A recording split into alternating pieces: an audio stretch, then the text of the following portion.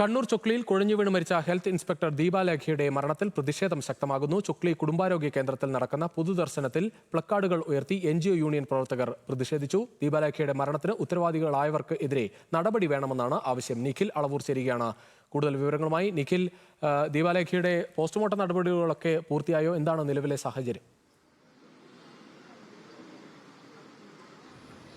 രുചിഷ്, postmortem നടപടികൾ പൂർത്തിയാക്കിയതിനു ശേഷം ചൊക്ലി കുടുംബാരോഗ്യ കേന്ദ്രത്തിൽ പൊതുദർശനത്തിൽ വെച്ച മൃതദേഹം അല്പസമയം മുൻപ് അവിടെ നിന്ന് ദീപാലേഖയുടെ സ്വന്തം നാടായ കോഴിക്കോട് മേപ്പയിലേക്ക് കൊണ്ടുപോയി കഴിഞ്ഞു. ഈ പൊതുദർശനം ചൊക്ലിയിൽ നടക്കുന്നതിനിടയിലാണ് NGO യൂണിയന്റെ നേതൃത്വത്തിൽ അവിടെ ഒരു പ്രതിഷേധം, പ്ലക്കാർഡുകൾ ഉയർത്തിയുള്ള പ്രതിഷേധം നടന്നത്. ദീപാലേഖയുടേത് മരണമല്ല, കൊലപാതകമാണ് എന്ന പ്ലക്കാർഡ് ഉയർത്തിയായിരുന്നു പ്രതിഷേധം. അത് മാത്രമല്ല, കണ്ണൂർ ജില്ലയിലെ മുഴുവൻ ആരോഗ്യ കേന്ദ്രങ്ങളിലും NGO യൂണിയൻ 1 മണിക്കൂർ നേരത്തേക്ക് ഈ ജോലിയിൽ നിന്ന് വിട്ടുനിന്നുള്ള ഒരു പ്രതിഷേധം കൂടി സംഘടിപ്പിച്ചിട്ടുണ്ട്.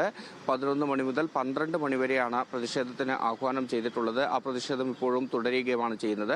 തലശ്ശേരി ജനറൽ ആശുപത്രിയിലെ പോസ്റ്റ്മോർട്ടം നടപടികൾക്ക് ശേഷമായിരുന്നു മൃതദേഹം പൊതുദർശനത്തിനായി ദീപാലേഖ ജോലി ചെയ്തിരുന്ന ചൊക്ലി കുടുംബാരോഗ്യ കേന്ദ്രത്തിലേക്ക് എത്തിച്ചത്. ഏതായാലും ഈ വിഷയത്തിൽ ഇപ്പോഴും ഈ സ്ഥലംമാറ്റവുമായി ബന്ധപ്പെട്ട് ഉണ്ടായ മാനസിക വിഷമം തന്നെയാണ് ദീപാലേഖ കുഴഞ്ഞു വീണ് മരിക്കുന്നതിന്റെ കാരണം എന്ന ആരോപണത്തിൽ ഉറച്ചു നിൽക്കുകയാണ് NGO യൂണിയൻ. മാത്രമല്ല, ദീപാലേഖയുടെ ഭർത്താവിന്റെ സഹോദരൻ സതീഷ് നമ്മളോട് രാവിലെ സംസാരിച്ചപ്പോഴും പറഞ്ഞത് ഈ ചൊക്ലിയിൽ നിന്ന് സ്ഥലം മാറ്റുന്നതും അവിടേക്കുള്ള പോയി വരുന്നതുമൊക്കെ വലിയ ബുദ്ധിമുട്ടുണ്ടാക്കുന്നതാണ്.